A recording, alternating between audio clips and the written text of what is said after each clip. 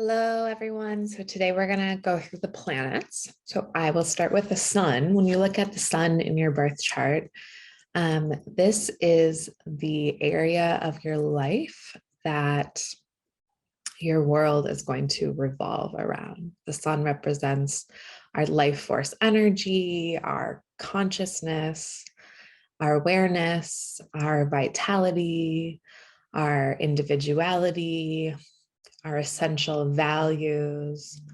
Like the sun, it's something that radiates from within us. It's connected with the heart. The sun rules the sign of Leo, and Leo is associated with the heart. And it's about the urge to be and to create, the need to be recognized and to express oneself. It kind of represents the tone of one's being and how one perceives life. So whatever house your sun is in your chart, that's the area of your life that most of your life force energy is going to be going into, and that everything else kind of revolves around. Next, the moon represents our feelings, our emotional needs. So looking at what sign the moon is in to get a sense for what those emotional needs are, and what house your moon is in to get a sense of what you need on an emotional level to feel safe and to feel secure.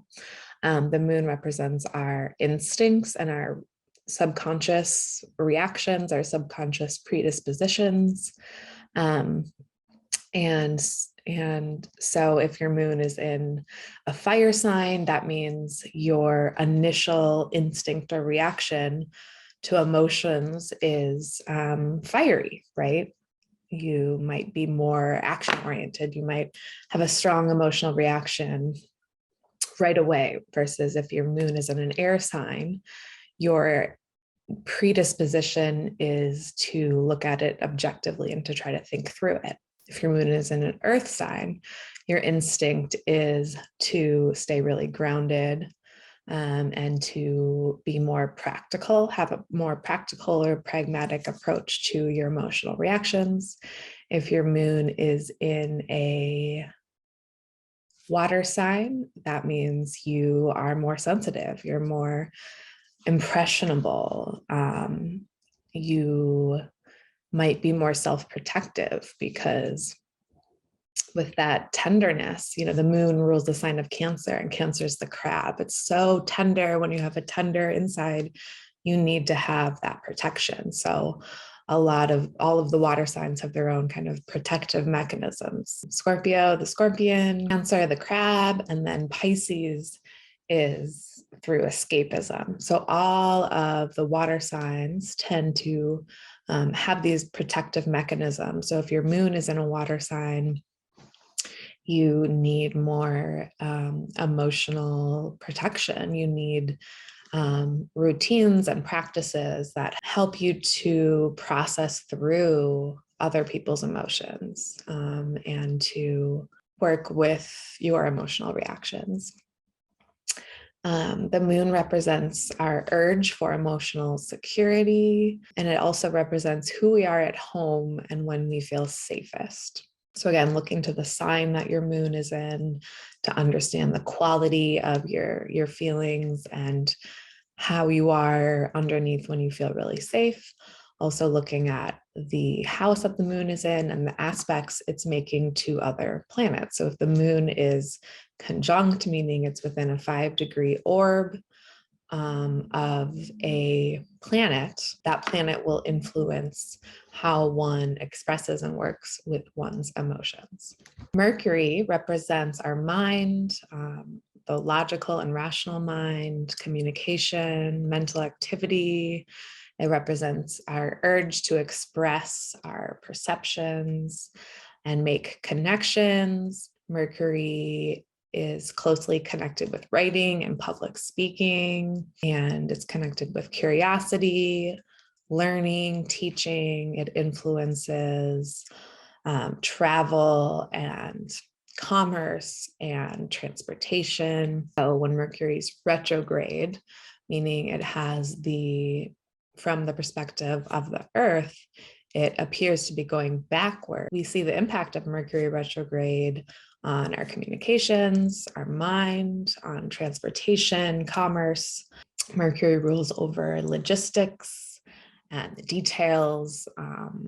And so having aspects to Mercury are going to influence our mind, how we communicate, how we organize information. The sign that Mercury's in is going to give you a taste for kind of the tone of your communication.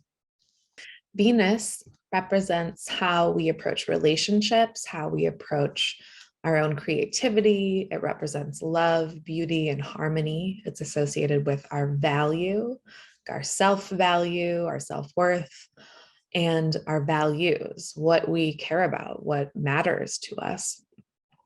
Venus is connected with money and resources, earned income, and our possessions, our physical possessions. It's also associated with our physical appearance and our style.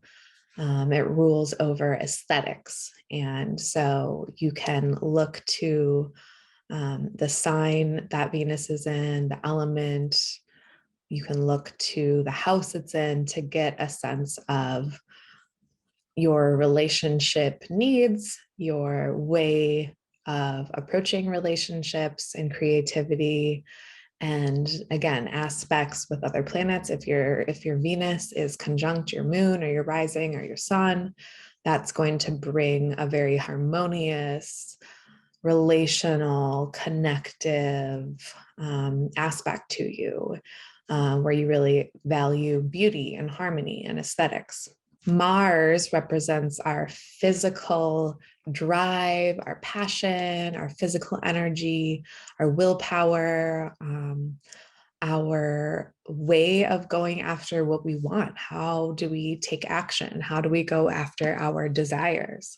So again, Mars in aspect to other planets will bring this more forceful, active, driven, sometimes assertive, aggressive aspect. Jupiter is the area of our chart where we are expanding. Jupiter is the biggest planet in the solar system. It represents growth, expansion. It's considered very beneficial. It brings abundance and expansion to anything it's aspecting, right? So if Jupiter is conjunct or square or opposing or trining one of your major planets like the sun or the moon, it's going to bring this larger than life kind of lucky blessings. It's fortuitous.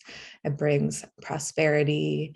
It represents faith and trust and confidence in life, confidence in something bigger than the ego.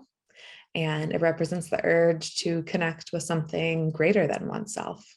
When Jupiter is in transit to one of our planets, it brings this amplification. It tends to bring blessings. When we experience our Jupiter return every 12 years, that's when Jupiter returns back to the place it was when we were born. That's a time of blessings and growth. Saturn represents boundaries and limits, constriction, restriction.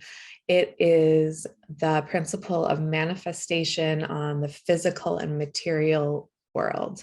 So Saturn represents the limit between the personal planets and the transpersonal planets.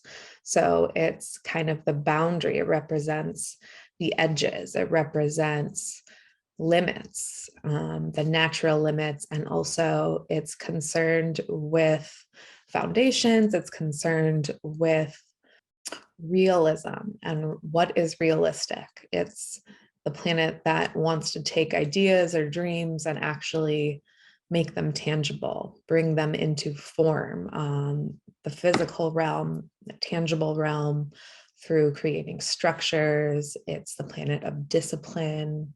It's the planet of maturity. So if you have Saturn strongly aspected, so again, conjunct, square, opposing, trine, your sun or moon, it's going to bring these themes of responsibility and maturity It represents aging and time, and it's about tangible achievement. So people think of the Saturn return, which happens every 28 to 30 years when Saturn returns to the place it was, the moment of your birth. That is a time when we are really stepping into adulthood. We're recognizing the actual limits of our energy, our time. And Saturn comes in and brings a sense of constriction so that we can really assess what is really in alignment. And anything that's not in alignment will be tested. And it's all about making sure that we have a solid foundation for our adult lives. And so Saturn is this theme of responsibility and respect and authority. Uranus is the planet of sudden change, rebellion, freedom. It's about expressing individuality. It's connected with intuition. So it's thought of as the higher mind, whereas Mercury represents the mind. Uranus is that connection with the higher mind, connection with these flashes of genius and intuition. Uranus has that lightning or tornado aspect where it's sudden, swift change. It represents technological innovation and the internet, awakening. It brings instability, a sense of wiredness. If you're having a strong Uranus transit, there can be this wired, almost mania, insomnia experience, because it's connecting you to higher forms of consciousness. And so Uranus tends to have a breakthrough pattern where it comes in and breaks things down, not like Pluto, which is about complete destruction and death and rebirth.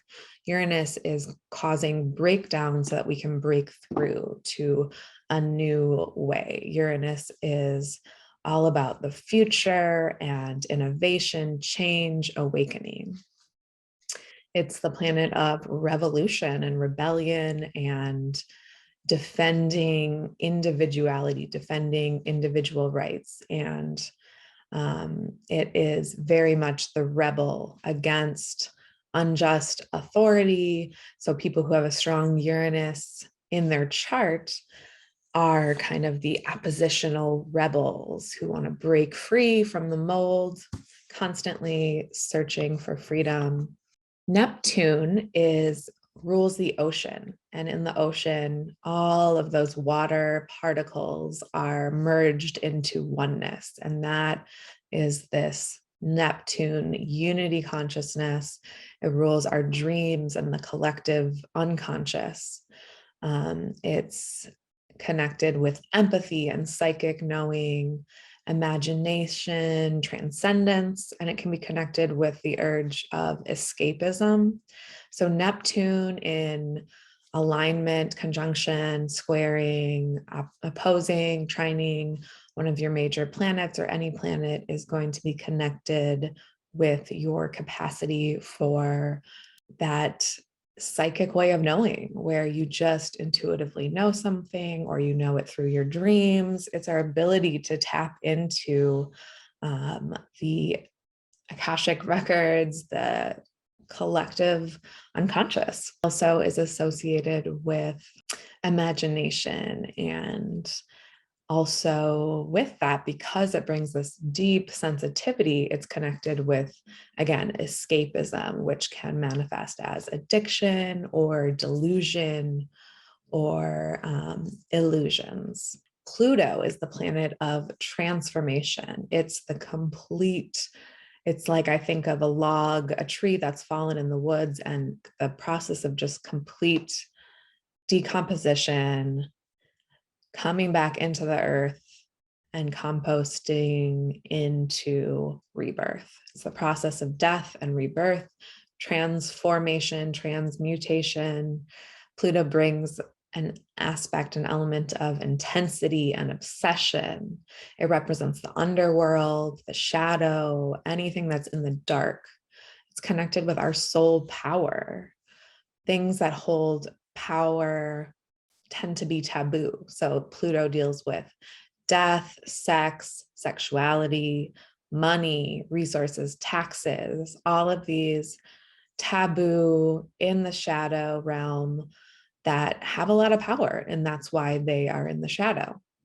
And Pluto is that drive to go into the shadow to illuminate what's in the underworld for the purpose of a revelation. And Pluto brings complete regeneration. So a Pluto transit is going to bring this intensity that's meant to bring us into the underworld, to see and integrate our shadows, and to go to the deepest part of ourselves so that we can connect with our soul power.